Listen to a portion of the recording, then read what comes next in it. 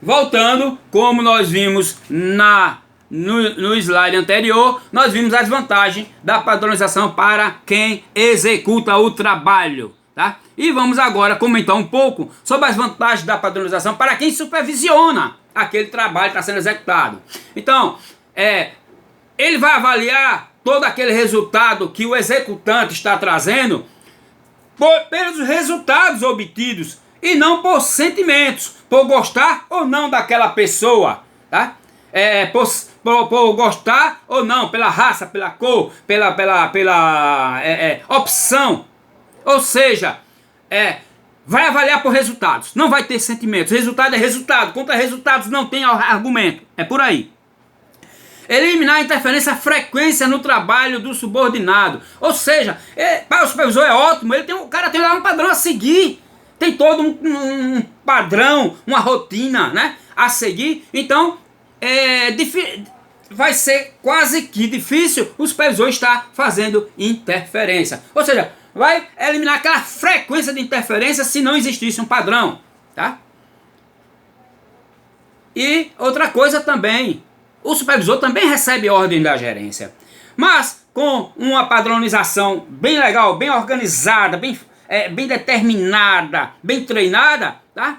O supervisor também, para ele vai receber menos ordem do gerente, tá? Vai receber menos também interferência da gerência, porque ele também sabe tudo que é para ser feito. Então também elimina aquela necessidade tão grande da gerência estar supervisionando o tempo todo os próprios supervisor, tá gerenciando os serviços do supervisor.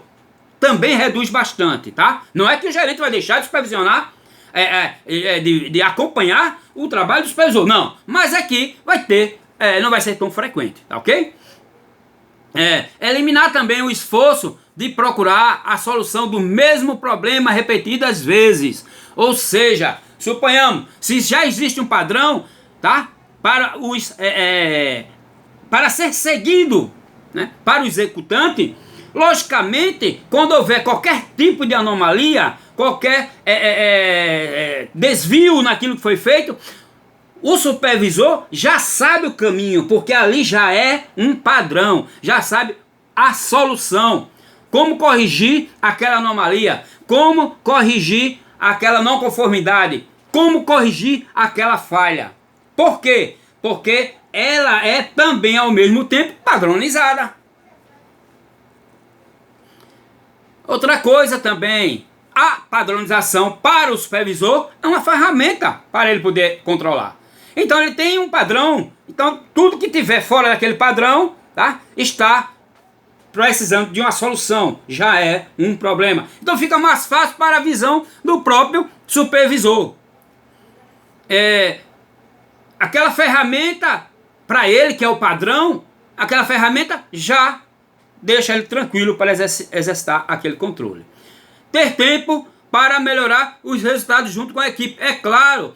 Porque se existe todo um padrão já, vai precisar de menos esforços do supervisor e ele vai ter tempo para fazer reuniões com aquela equipe, procurar quando aqueles resultados poderão ser melhorados, e é o que nós chamamos, né, de melhora contínua. Como é que o supervisor ele teria tempo se não houvesse um padrão a ser seguido? Então, dentro daquele padrão a ser seguido, o supervisor avalia o seu tempo, faz uma análise do seu tempo, e dentro dessa análise do seu tempo ele fará reuniões constantes com a equipe para melhorar aqueles resultados que estão sendo atingidos naquele momento. Mas, como sempre procurando a melhora contínua, ele fará isso junto com a equipe. Tranquilo? E vamos agora fazer um pouquinho ao contrário. Padronização. O que padronização não significa, ou seja, o que não é padronização, tá? Padrões rígidos, limitadores da criatividade, aí não é padrão, aí não é padronização. Porque a padronização, ela sempre diz, existe o padrão, mas ele não é rígido, ele pode ser melhorado. Não existe limite para criar, você pode criar sempre, procurando melhorar aquele padrão existente. Não existe padrão rígido, nem também limitação para a criatividade. Inibir a flexibilidade das pessoas. Não. Isso jamais seria padronização. As pessoas terão rotinas diárias a serem seguidas e serão gerenciadas nessas rotinas diárias, mas elas são flexíveis. Porque as pessoas têm ideias, as pessoas podem sobrepor aquela rotina, trazendo ideias para melhorar a própria padronização daquela rotina. Padrão também não é engessar a empresa não pode ser engessada pelo aquele padrão. Logicamente, se os padrões não podem ser rígidos, se não pode limitar criatividade, se não pode as pessoas evitar que as pessoas sejam flexíveis, tá? Tudo isso para evitar o quê? Que a empresa esteja engessada, tá? Porque se a empresa tem o padrão rígido, não pode fugir aquilo ali de forma alguma, você está engessando a empresa, tá?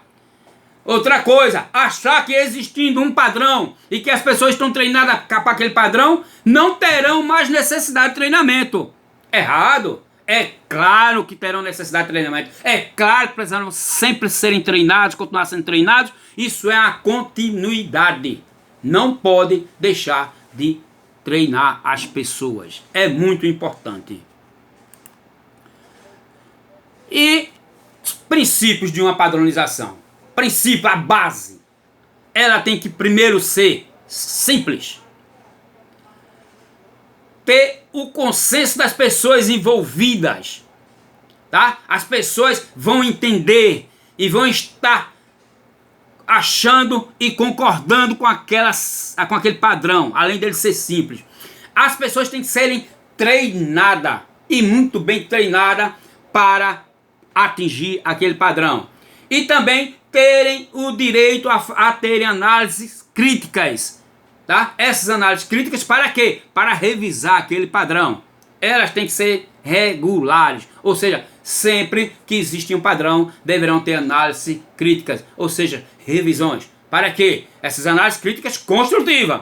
Para quê? Para que essas revisões, tá? Elas se mantenham com uma devida regularidade. Tranquilo? Isso são alguns princípios. Nós poderíamos evocar muitos princípios da padronização. Tá? Vamos falar daqui a pouco um pouquinho, tá? No próximo vídeo, a respeito do sistema de padronização. Ou seja, vamos alencar, tá? Nós vimos os princípios e vamos falar um pouquinho sobre o sistema de padronização no nosso próximo vídeo. Aguardem um pouco.